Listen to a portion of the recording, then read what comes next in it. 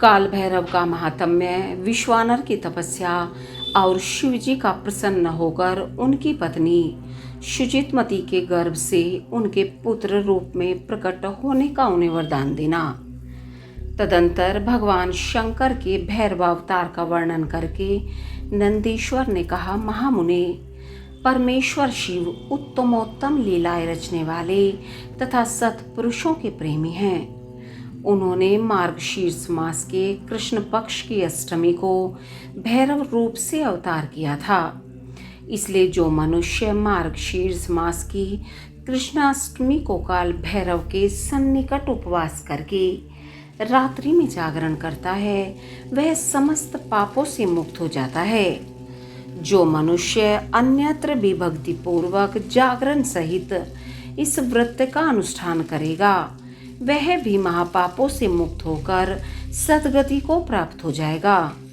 प्राणियों के लाखों जन्मों में किए हुए जो पाप हैं, वे सब के सब काल भैरव के दर्शन से निर्मल हो जाते हैं। जो मूर्ख काल भैरव के भक्तों का अनिष्ट करता है, वह इस जन्म में दुख भोग कर पुनः दुर्गति को प्राप्त होता है।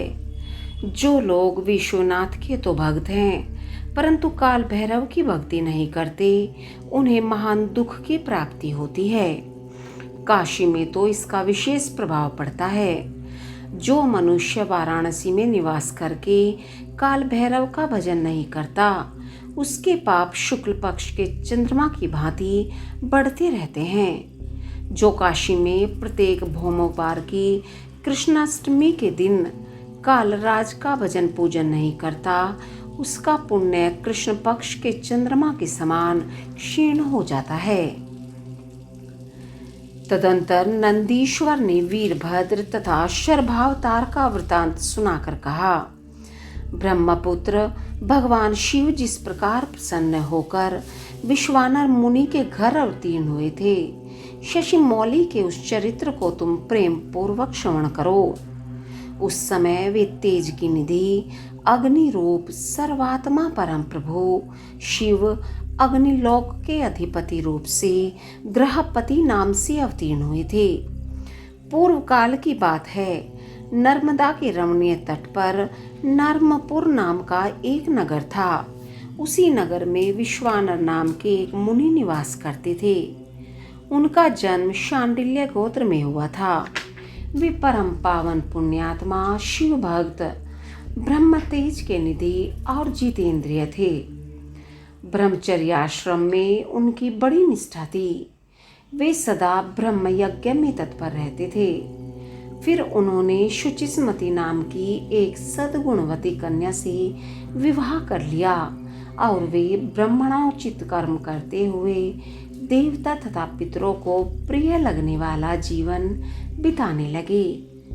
इस प्रकार जब बहुत सा समय व्यतीत हो गया, तब उन ब्राह्मण की भार्या सुचिस्मती, जो उत्तम व्रत का पालन करने वाली थी, अपने पति से बोली, प्राणनाथ, स्त्रियों के योग्य जितने आनंदप्रद भोग हैं, उन सबको मैंने आपकी कृपा से आपके साथ रहकर भोग लिया। परंतु नाथ, मेरे हृदय में एक लालसा चिरकाल से वर्तमान है और वह गृहस्थों के लिए उचित भी है।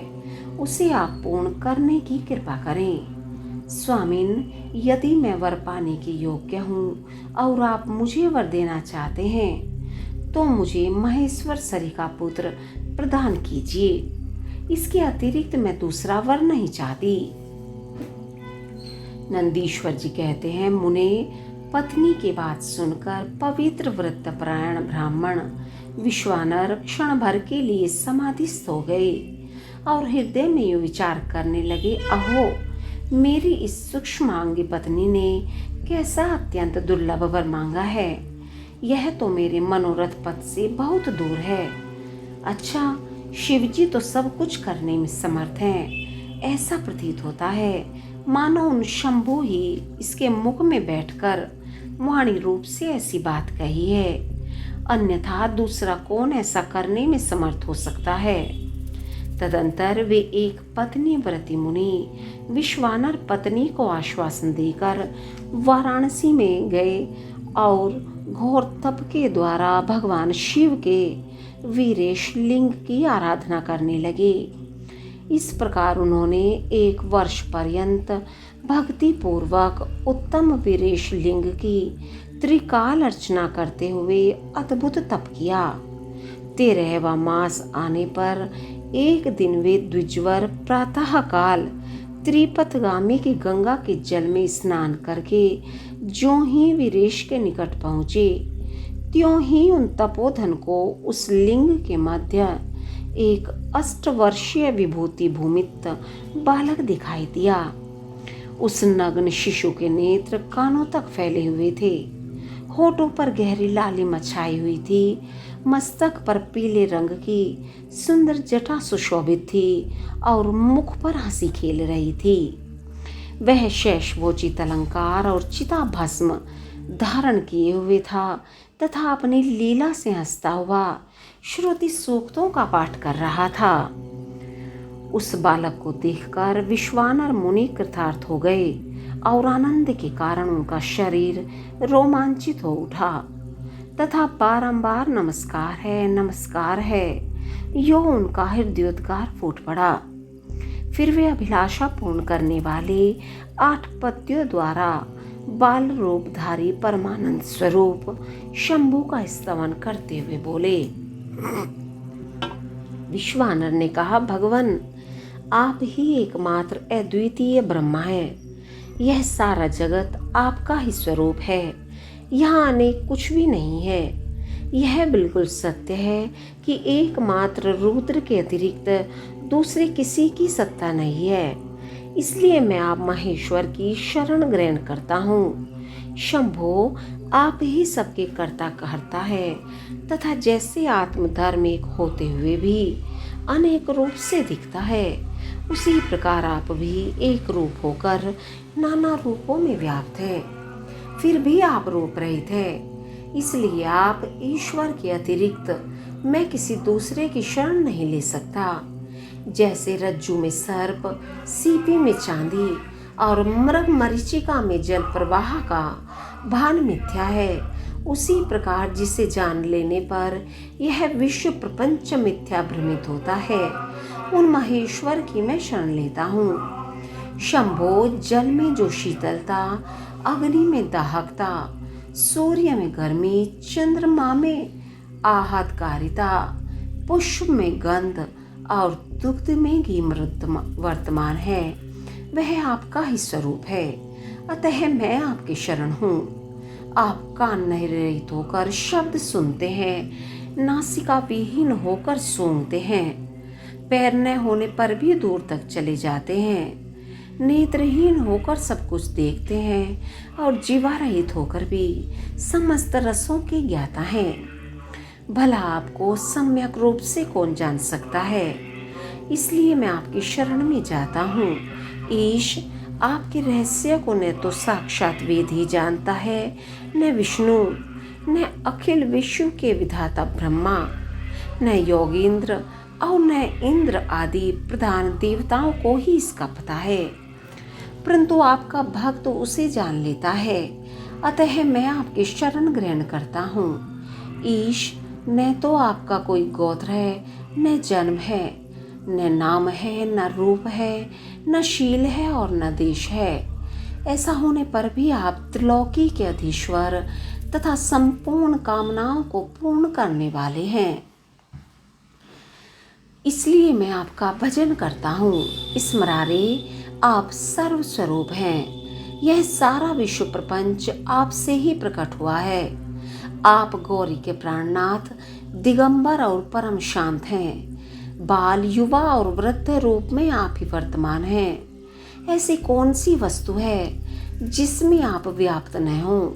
अतः मैं आपके चरणों में नतमस्तक हूँ। नंदीश्वर कहते हैं, मुने यो स्तुति करके विप्रवर विश्वानर हाथ जोड़कर भूमि पर गिरना ही चाहते थे, तब तक संपूर्ण वृद्धों के भी वृद्ध बाल रूपधारी शिव परम हर्षित होकर उन भूदेव से बोले। बाल रूपी शिव ने कहा, मुनि श्रेष्ठ विश्वानर, तुमने आज मुझे संतुष्ट कर दिया है। भूदेव, मेरा मन परम प्रसन्न हो गया है, अतः अब तुम उत्तम वर मांग लो। यह सुनकर मुनि श्रेष्ठ विश्वानर कृतकृत्य हो गए और उनका मन हर्षमग्न हो गया। तब वे उठकर बाल रूपधारी शंकर जी से बोले। विश्वानर ने कहा, प्रभावशाली महेश्वर, आप तो सर्वंतर्यामी, ऐश्वर्य संपन्न, सर्व तथा भक्तों को सब कुछ दे डालने वाले हैं। भला आप सर्वज्ञ से कौन सी बात छिपी है? फिर भी आप मुझे दीनता प्रकट करने वाली याचना के प्रति आकृष्ट होने के लिए क्यों कह रहे हैं? महेशान, ऐसा जानकर आपकी जैसी इच्छा हो वैसा कीजिए।